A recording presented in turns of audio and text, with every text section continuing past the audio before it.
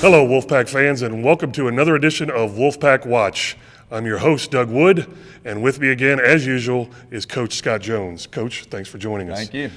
Coming off a Friday night victory at Kennesaw Mountain, 31-28, where the Wolfpack have now qualified for the playoffs for the sixth consecutive year.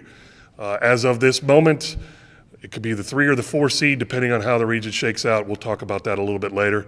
Coach, give me your sense of the game from Friday night. Well, I mean, it was no secret we came out flat. We were a little flat in practice during the week, and lots of warnings were given throughout the week. It is what it is, and we played flat. And fortunate for us, we came out with victory.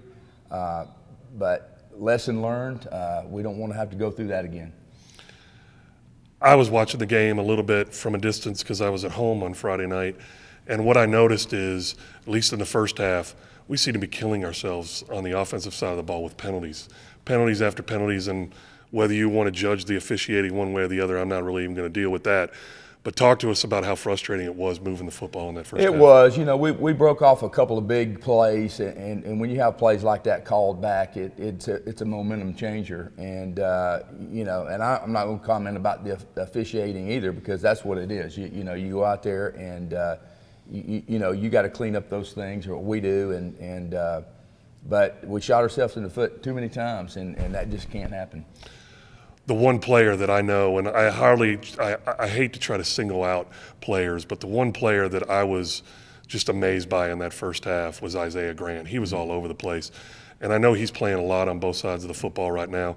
Talk to us about his production that he's giving you guys on a weekly basis. Well, I mean, he's, we've asked him to step up, and he's done nothing but produce. And when Lucas went down and we're one running back short, he had to carry the mail a little bit more than we probably wanted him to. So moving forward, we'll just have to see where and when we can rest him. But, he plays with a lot of determination, and, he played well on both sides of the ball. Talk about how Ross managed the game. I saw he passed for some 260-some yards, had a couple touchdowns. He looked pretty sharp. Talk to us about how his game went. Well, I thought he played well. I believe his stats was 22 of 24. That's pretty good. I don't care how you play, but getting into a game like that, Kennesaw Mountain came to play, and we didn't. And so you want your quarterback at the helm there, making good decisions and taking care of things, and I thought he did a good job.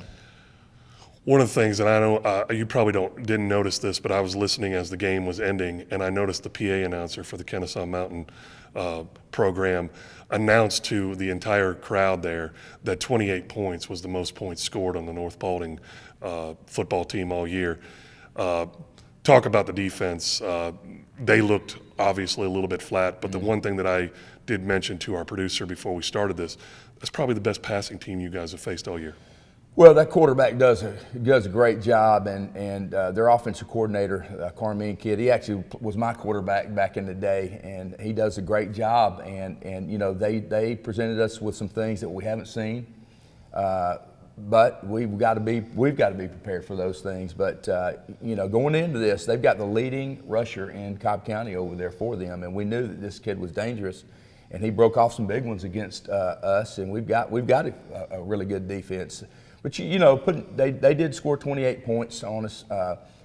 You look back on it, I would say 14 of those might have been a gift, but you got to give them credit. They scored 27 points on Hillgrove. They put 28 on Marietta. They can score points, but they scored too many on us. We've got to do a better job than that. Now we're 7-2 on the season, 2-2 in the region. I told everybody earlier that now this is the 6th consecutive year that we've qualified for the playoffs. That is a tremendous achievement. So I think, I congratulate the coaching staff and the players. Next week we've got a game coming up, our last regular season game. Talk about the mentality of where we're at. I know you're going after this game, and it means a lot relative to who you play and where you play. but tell us what this week in practice is going to be like for you guys. It's going to be different. I think this was an eye-opener for us. I told the kids after the game, this week's going to be different than any week that we've had prior to this, just because last week's preparation plan didn't work. So we're going to try something a little bit different. With that being said, this is a very important game. I mean, we'd rather be the 3 seed than the 4 seed. Just looking at who you might cross over to play, and even looking past the first round, who you might play. We want to look at everything, but this is a very important game for both teams. I assure you, going over to Marietta, they're going to be ready to. They know what's at stake too. So, we've got a work cut out this week, but we're gonna prepare, and we're gonna be ready to go rock and roll this week. Let's talk about a little about this Marietta team. They're also 2-2 in the region, and they're going to be battling for, I guess, they're the 3 or 4 seed, or I don't even know if they can go up to the 2 seed, depending on whether Hillgrove loses or not. But talk about what you're expecting from them. I know they have quite a bit of talent. I know they had a quarterback that I believe got injured earlier in the year. I don't know if he's back yet, but tell us what you expect to see Friday night. I expect them to see them throwing the football around. I mean, they've got a lot of receivers with stars by their names, and they're very, very dangerous. They like to stretch the field. They like to throw the deep ball, and we're going to have to prepare. I don't know how we simulate that at practice, because they've got more speed than we do as far as skill players, and that's no secret. But we're going to do the best we can to simulate that at practice and prepare for them, and they'll have to prepare too for us. Offensively, any changes that you could foresee coming up this week based on their defensive scheme and that kind of thing? I know we've been moving the ball pretty good here for the past few games, so I can't imagine that's a huge concern to you, but you want to keep that momentum going, especially this game and then going into the playoffs. Tell us what you're looking at on that side. Well, we're going to continue to do what we do offensively, and every week, we sit here today and we'll watch 8-10 hours worth of film and tweak things here and there based on what we feel like their weaknesses are or what we need to do, but not a big change in what we're going to be doing. Last game of the year, and then we'll get into the playoffs. I know we had tremendous crowd support on Friday night at Kennesaw Mountain, but you wanted to make a statement regarding some of our crowd support. Well, yeah, I mean, it's like this. Things didn't go as planned.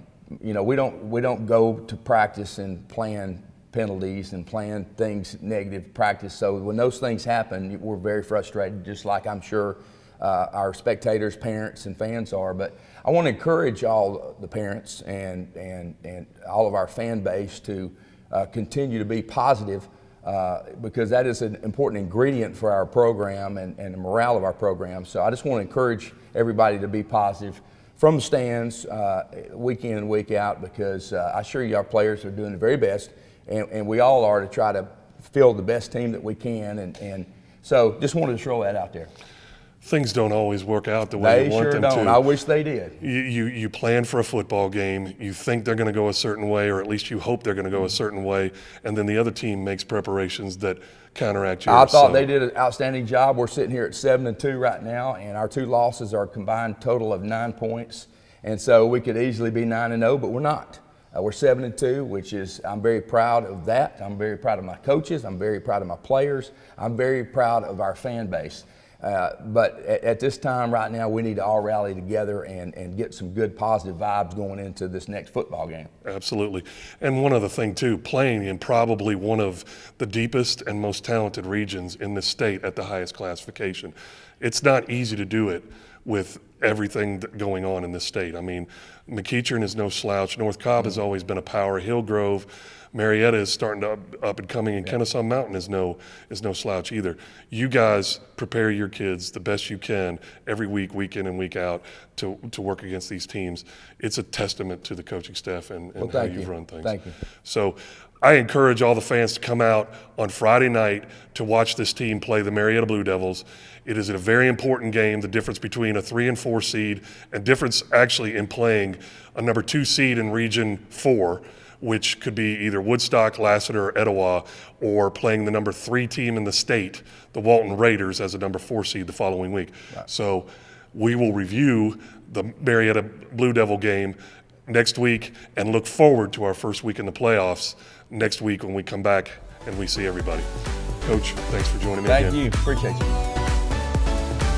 Wolfpack Football would like to thank Yellow Submarine for being a 2017 Wolfpack Football sponsor and feeding our boys on game night. Thank you, Yellow Submarine.